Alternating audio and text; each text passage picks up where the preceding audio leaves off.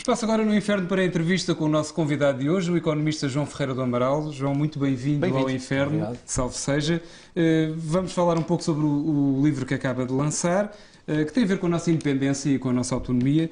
Mas antes de falarmos do livro, queria perguntar-lhe se a independência é mesmo uma coisa que devemos manter ou se não era melhor privatizar e tirar algum rendimento disso. Aparentemente há muita gente que pensa isso, mas eu acho que não. Acho que a independência é um valor fundamental por várias razões, entre as quais que nós só podemos manter a nossa cultura e a nossa individualidade se tivermos autonomia política.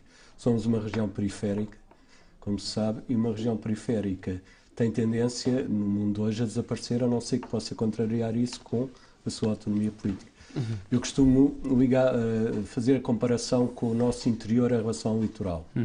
O nosso interior não tinha, evidentemente não podia ter autonomia política, e a verdade é que os mecanismos económicos levaram ao seu desaparecimento, quase. Infelizmente, hoje o interior... As pessoas foram todas atraídas para a beira-mar. E não houve hipótese nenhuma de contrariar.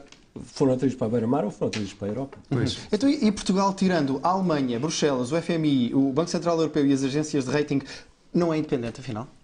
Não, porque esse tirando é que está o Brasil. Porque... Tirando este saco todo, não sobra nenhuma independência. Porque justamente o facto de não dispormos de moeda própria é para mim um elemento essencial da independência ou da falta dela. De facto, não é por acaso que hoje no mundo há 150 e tal moedas, o que significa que tirando os países da zona euro e os países minúsculos, praticamente é cada país a sua moeda. Isso é a razão de ser, é porque de facto há opções de política, nomeadamente política económica, que só se conseguem fazer com a moeda própria. E num mundo globalizado, e ao contrário, muitas vezes tem tendência a dizer, num mundo cada vez mais globalizado, dotar de instrumentos para reagir a essa globalização é essencial. E a moeda é um deles. Portanto, é a perspectiva do mundo globalizado e não do orgulhosamente sós, aquele discurso que nos livramos há 40 anos. Exatamente, felizmente, porque acho que, e nós temos larga tradição disso, a nossa independência não se faz isolando, pelo contrário, faz-se abrindo a todo o mundo, à Europa, naturalmente, mas também a todo o mundo. E é como eu digo no livro, digamos, a nossa nacionalidade é uma forma diferente de olhar o mundo, como há muitas outras. E essa forma diferente significa que há um mundo para olhar e que se deve olhar e que se deve receber influências e influenciar e por aí fora. Por isso, não creio que a globalização, a movimentação de pessoas vá tornar obsoleto o conceito de independência, julgo que é justamente o contrário. Aliás, como eu também refiro no livro, a globalização que tem feito é aumentar os Estados-nação e não a diminuir. Reparem mesmo na Europa, que foi a antiga União Soviética, que foi a Jugoslávia, que foi a Checoslováquia. A Europa e as nações têm uma história complicada, não é? Mas mesmo fora da Europa tem-se mantido esse movimento das nacionalidades tentarem ter expressão política. Agora, o erro do passado foi que essas nacionalidades entravam em guerra, muitas vezes, e isso é que é importante que no futuro se consiga meios de evitar. Nós livramos, estamos a falar agora de há 40 anos atrás, livrámos-nos do Salazar para agora arranjarmos uma ditadura de mercados, que no fundo são parecidos, porque são ambos austeros, mas bons de contas, não é? Foi o que aconteceu. Os mercados não sei se são muito bons de contas, eu acho que... Ou pelo menos fingem ser.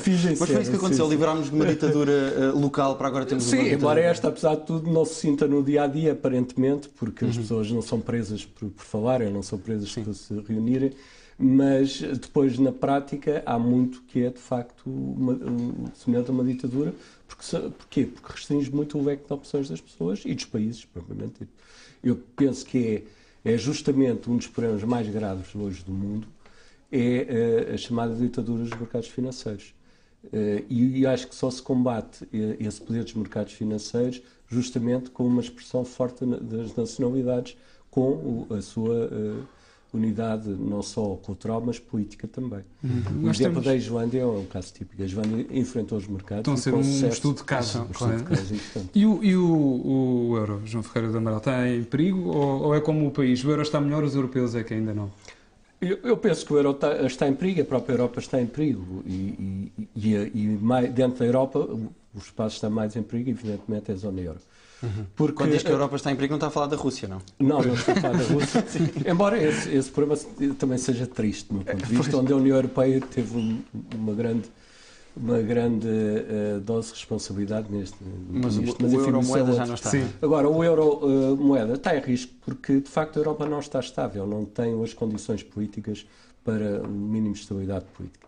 Porque criaram-se muitas tensões entre os Estados e aí o euro tem uma grande responsabilidade. A meu ver, é o principal fator do recrudescimento das tensões entre o chamado Norte e o Sul. Por outro lado, hoje a União Europeia desceu muito nas opiniões públicas nacionais em termos de adesão, um projeto de adesão. Portanto, a União Europeia hoje é um projeto muito fraco. E, portanto, qualquer crise financeira que vai haver, e é inevitável, nós sabemos que o capitalismo global não funciona sem crise. E, portanto, mais cedo ou mais tarde haverá nova crise. E essa crise encontrará uma Europa muito mais debilitada. O João escreveu um livro em que defendia a saída de Portugal do euro. Agora aparece a teoria de que a Alemanha deveria sair do euro. Quem é que sai primeiro, afinal? Esse é um cenário alternativo. A hipótese da zona euro, enfim, se desagregar, embora de forma controlada, saindo da Alemanha, depois os outros países rapidamente passariam, penso eu, a ter moeda nacional. Mas seria, digamos, um passo intermédio da saída da Alemanha. É um cenário possível, eu acho que é difícil, por muitas razões. Acho que é um problema que poria em causa a estabilidade financeira mundial, porque o euro é uma moeda hoje de referência mundial, e, portanto, parece-me que é um cenário menos execuível do que a saída de um país pequeno como o nosso, que não afeta nada do ponto de vista financeiro internacional, e que visivelmente ninguém se prenderá que tenha de sair do euro, porque visivelmente não se dá bem com o euro. Pode ser outro tipo de saída limpa. João usa muita história no seu livro, a nossa história, a história portuguesa. Se fizéssemos um bocadinho de história contrafactual e agora fôssemos o 27º Estado brasileiro, por exemplo, quem às vezes clama por esse olhar para a África e para o Brasil está correto ou o nosso destino está amarrado à Europa? Não, eu penso que não temos que estar amarrados a coisa nenhuma, nem à Europa, nem a outro lado qualquer. Somos um país europeu, geograficamente e culturalmente somos um país europeu, e, portanto, é natural que os laços culturais com a Europa sejam muito fortes, mas também é natural que quem tem a mesma língua também tenha laços culturais muito fortes, e por isso não vejo qualquer incompatibilidade em estar na Europa e, ao mesmo tempo, estar também, entre aspas, no Brasil e em África. O que é importante, mais uma vez, é diversificar as nossas capacidades de nos mantermos no mundo globalizado. E justamente esta nossa situação de podermos estar em muito lado ao mesmo tempo, a meu ver, é um trunfo importante. Mesmo sem adotar o real, por exemplo, não precisamos adotar o real para fazer... Não precisamos adotar o real, mas, por exemplo, se tivéssemos uma moeda própria, podíamos como referência, não direi o real, mas ter como referência o dólar e o euro ao mesmo tempo, fazer uma média.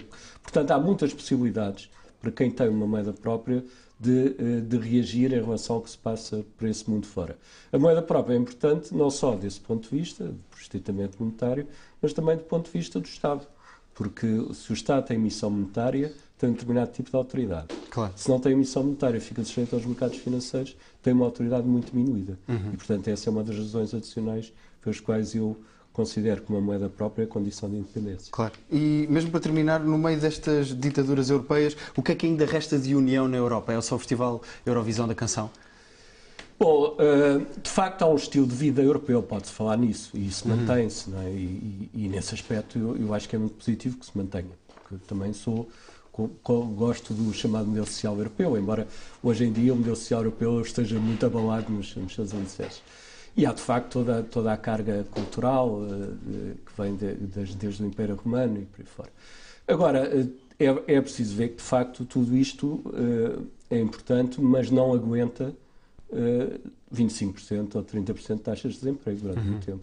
E, portanto, a situação social deteriorou-se brutalmente na Europa e, portanto, não há depois laços culturais, nem históricos e tal, que resistam a um quando não há emprego, não há amizades, não é? Evidentemente, não há essa...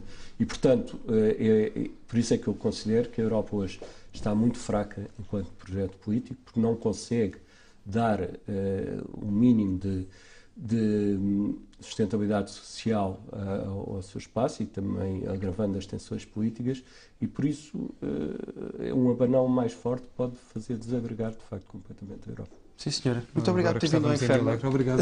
Terminamos com o abanão mais forte. Obrigado. Obrigadíssimo. A seguir, fechamos já o nosso programa com a habitual previsão do Estado do Estado.